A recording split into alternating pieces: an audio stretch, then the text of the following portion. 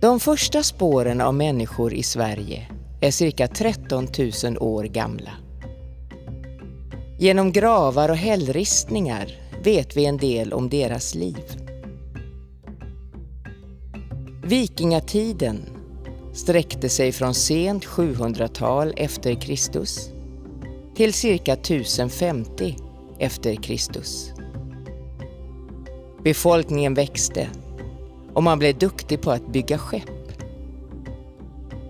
Man började resa med skeppen till andra länder på så kallade vikingatåg. Vikingarna rövade och plundrade, men kunde också köpa och sälja varor. På 1000-talet blev Sverige kristet. Det gick inte fort att kristna Sverige, och den gamla religionen kallad asatron fanns länge med. I början av 1500-talet var Danmark starkt, och stora delar av dagens Sverige var danskt. En svensk adelsman, Gustav Eriksson Vasa, ledde ett uppror mot Danmarks kung. Gustav Vasa valdes efter det till svensk kung år 1523. Den katolska kyrkan var då mäktig och rik. Gustav Vasa bröt med den katolska kyrkan och gjorde Sverige protestantiskt kristet.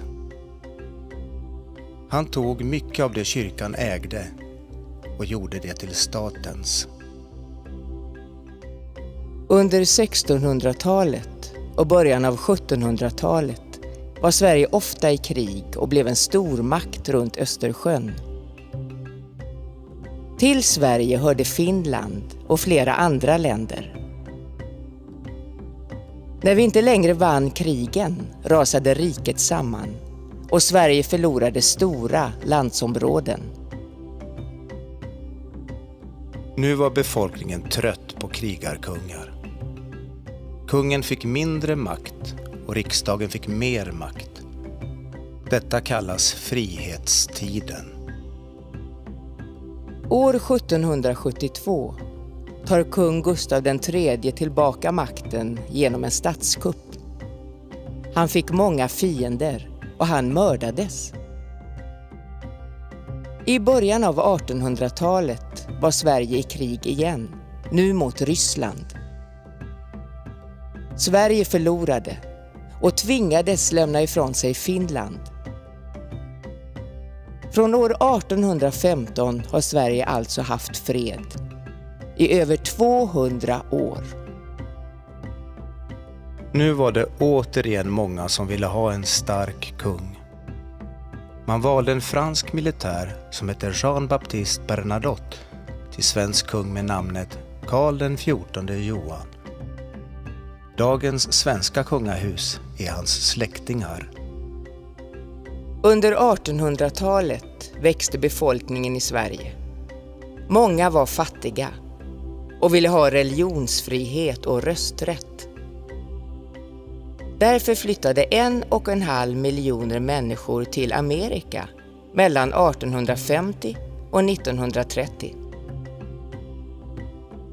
Från 1860-talet började Sverige bygga järnvägar och det blev lättare att transportera varor genom landet. Nu kunde Sverige sälja trä och järn till andra länder. Många människor flyttade från landsbygden till stan för att hitta arbete.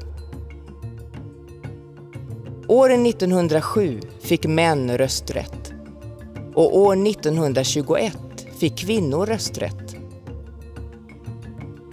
I slutet av 1800-talet bildades många fackliga organisationer av arbetare runt om i landet. Detta för att försöka förbättra sina löner och för att göra livet lättare.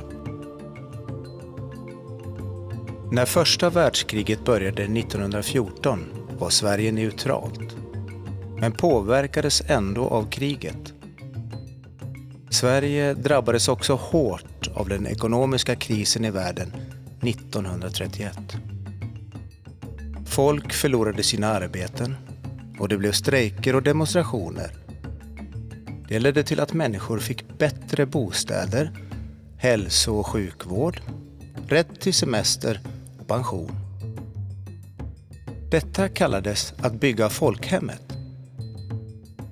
Meningen var att alla skulle ha rätt till ett gott liv, oavsett om du var född rik eller fattig.